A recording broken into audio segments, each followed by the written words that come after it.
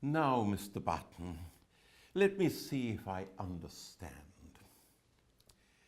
You are a partner in the eminent firm of Barton Barton Barton Barton. Your speciality is criminal law. You are being sued in negligence by your former client, the Right Honourable Manuel E. Fitzcummings, at one time Member of Parliament for East Pugsley. Mr. Fitzcummings alleges that you are at fault for having allowed details of his arrest for lewd and lascivious conduct involving... Do I have this right, Mr. Barton? A llama. I see. Mr. Fitzcummings says you forwarded an email containing certain non-public details with respect to his conduct from within the secure system used by the criminal courts to your personal Gmail account. This email was intercepted and published by one of our less high-minded journalistic outlets, forcing Mr. Fitzcummings to resign his seat in Parliament and seriously damaging the standing of his veterinary practice. I see. You explain that you believe your conduct was justifiable in that you were on your way to your timeshare in the Virgin Islands, where there are issues with respect to internet connectivity, making it an extremely slow, if not altogether impossible business for you to access the secure criminal court's email system. You note that as a dedicated legal professional with deep devotion to your client's interests, you feel it is imperative that you are in a position to read the documents pertaining to the cases in which you defend them, and that you are also able to enjoy a sufficient amount of holiday time to keep you rested and refreshed in peak mental and physical condition. Is that about right, Mr. Barton? I see. Mr. Barton, let me ask you just one question, if I may. Did it ever occur to you that forwarding an email to your personal account might compromise its security? Well, Mr. Barton, you may be right. Perhaps Google should invest in some more robust security systems. But that, I'm afraid, is not really the point here. Our concern in this case is not Google's conduct, sir, but your own.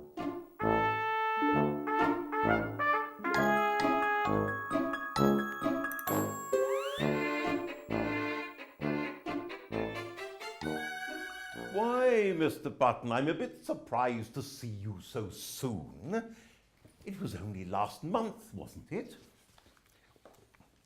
It would seem that another email has gone astray. Oh, dear. Thank you for this extra note. You explained that you were called in to represent a young man, the son of a rather famous father, who got himself nicked for theft, having allegedly helped himself to... Seriously? A fish? I see. Having allegedly misappropriated a certain rare and valuable tropical fish from its tank at the London Aquarium. You do know how to pick them, Mr. Barton.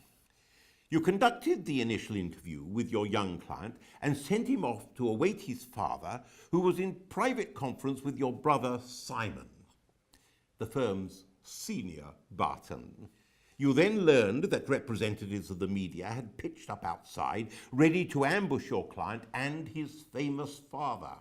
You hurried to your desk, went to your computer, and brought up your email program. You quickly typed the first few letters of your brother's name into the to field. When the program's autocomplete function produced his email address, and you fired off a message to the following effect, and I quote, "The press is downstairs. We can't let them talk to the kid. Have never seen anyone more obviously guilty. Better chuck them out the back way. You certainly have a way with words, Mr. Barton. Unfortunately, your email was not delivered to Simon Barton, city solicitor, but to Simon Barking, tabloid journalist. You explain that owing to certain correspondence having previously passed between yourself and Mr. Barking, his email address was among those offered to you by the autocomplete function when you typed your brother's Christian name into the to field. And, yes, all right, I think I have the gist of it. Basically, you rather blunderingly sent an email to the press telling them that your client was obviously guilty. Is that pretty much it, Mr. Barton? Well, I regret to say, Mr. Barton, that I do not believe that it's all the bloody Microsoft's fault is a satisfactory answer. The autocomplete feature is, of course, ubiquitous and undoubtedly useful. But there are things you might have done, are there not? For example, you might have disabled this feature so that mistakes of this kind could not occur. Or you might have installed email encryption software so that a misdirected communication like this would be unreadable. Or you might simply have taken a little more time and been a little bit less bloody careless, don't you think? Really, sir, I am astonished that a firm as venerable as Barton and Barton could be guilty of such a complete lack of the most elementary care.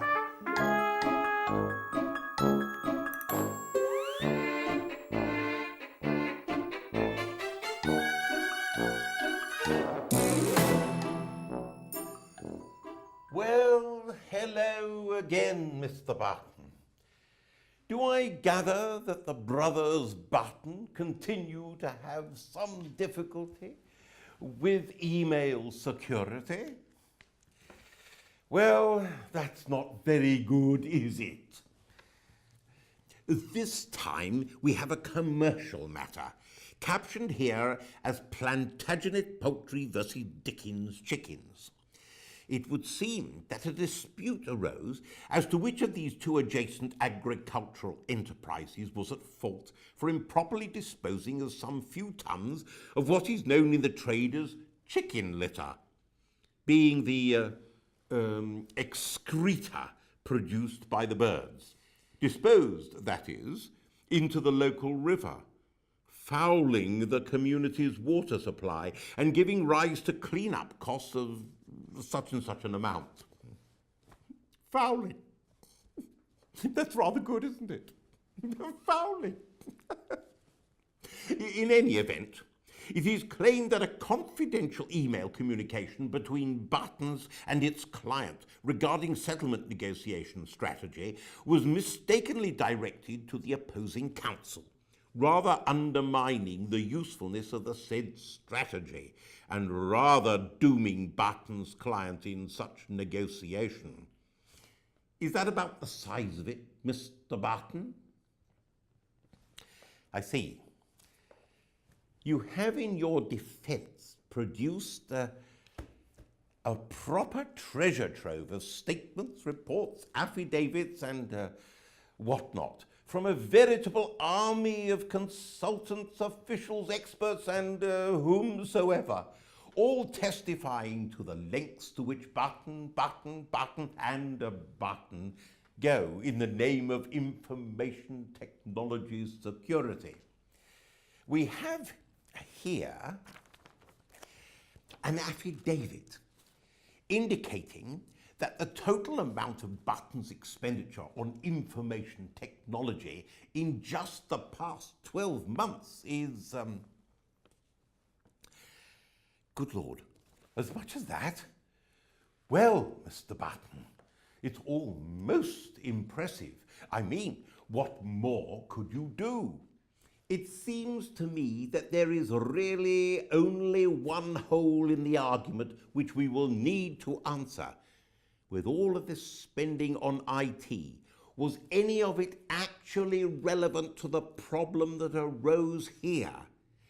What I mean is, did Barton's actually provide yourself with any technology that would prevent information contained in a misdirected email from being exploited by an unintended recipient?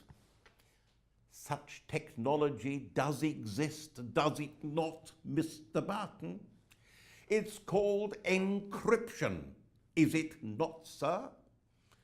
Ring any bells, Mr. Barton?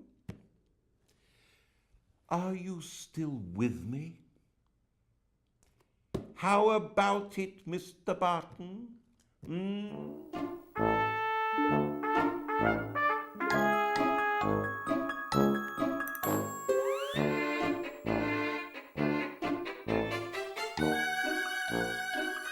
Is this a Barton which I see before me?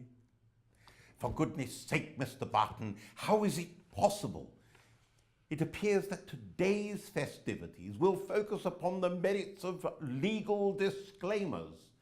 The facts in this case, well, frankly, the facts in this case beggar belief. Mr.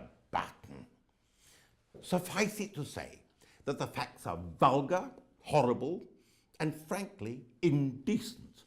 In their essence, they show that our good Mr. Barton has yet again torpedoed one of his clients by sending sensitive emails willy-nilly, hither and yon.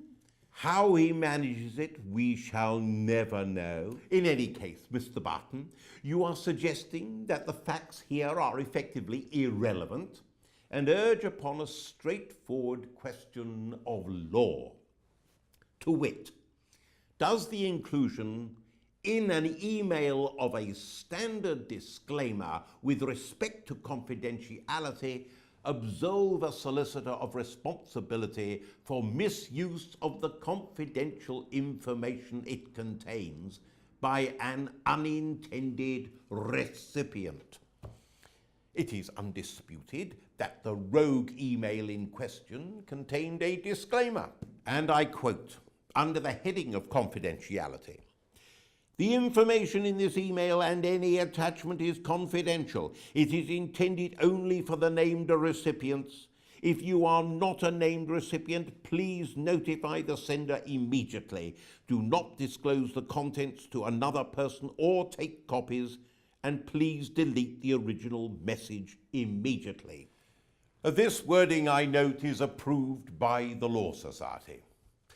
You contend, Mr. Barton, that the inclusion of this disclaimer means that you bear no responsibility for what transpired after your email was released, with the sort of genius of incompetence to which you alone seem to know the secret, landing in exactly the wrong hands at precisely the wrong time. You suggest that we argue as a matter of law that it doesn't matter how or why your email may have been sent, or where or to whom it may have been delivered, because you appended this disclaimer. I will need to take time to consider this course. But I have to tell you, Mr. Barton, that I am troubled by the suggestion that a legal professional can satisfy his duties of client confidentiality through the simple expedient of a disclaimer. I was taught that we owed our clients rather more, something indeed like the highest practicable standard of care. If I were the judge, Mr. Barton, and if you were to come before my court, then if there was any way at all that I could in good conscience and with legal propriety find against you, I most assuredly would. Because the facts, after all, Mr. Barton, the damage you have done to the interests of your client, Mr. Barton, This is never altogether irrelevant now, is it, Mr. Barton?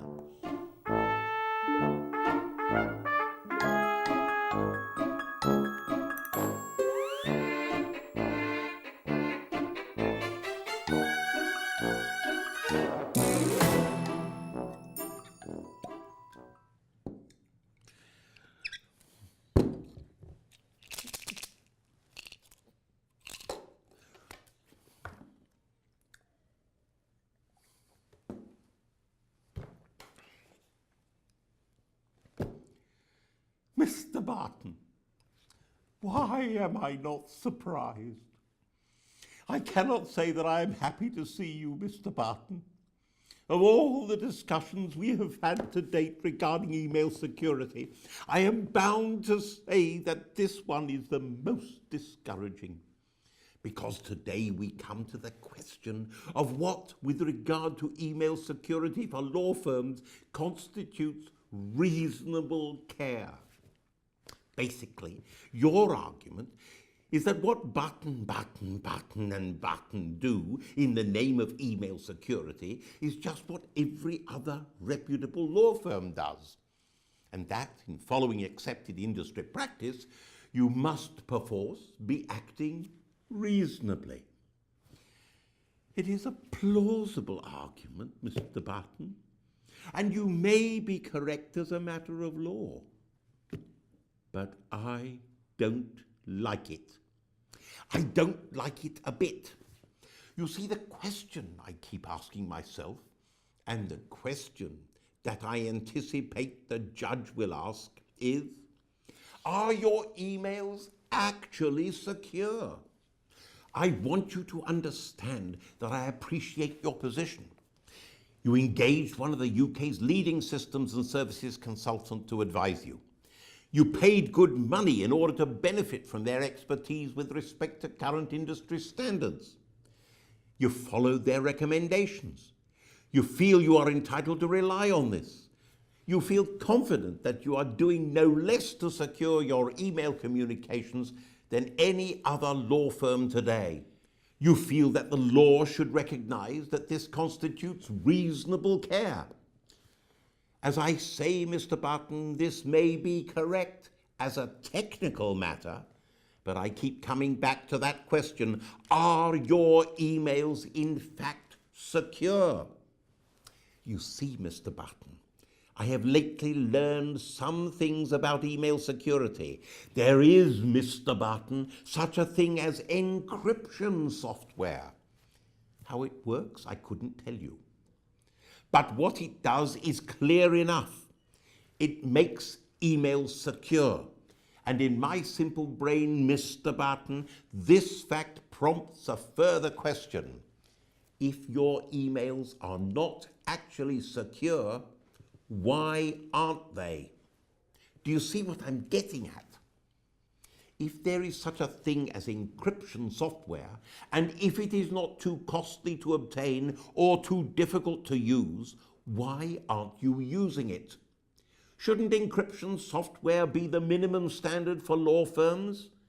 Can you rightly claim to have exercised reasonable care for your clients' confidential information if you have not even considered the use of encryption software? If the judge were to raise these points, we will need answers. I think these are good questions, Mr. Barton. I suggest we take some time to consider them. Now, please go away. You've made my head ache. I just want to be alone.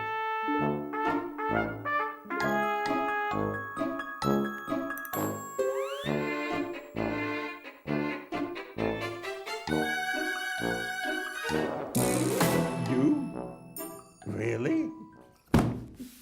Again? The junior members of Chambers will enjoy this. You know, you have become quite celebrated in our Chambers. Oh, yes, indeed. In fact, you are now so famous that your patronymic has become a verb. No longer do we speak here of emails being missent or misdirected or improperly secured. No, no, not at all. Now we simply refer to such an email as having been Bartoned. Send this out right away, we say. But for God's sake, make sure you don't Barton it.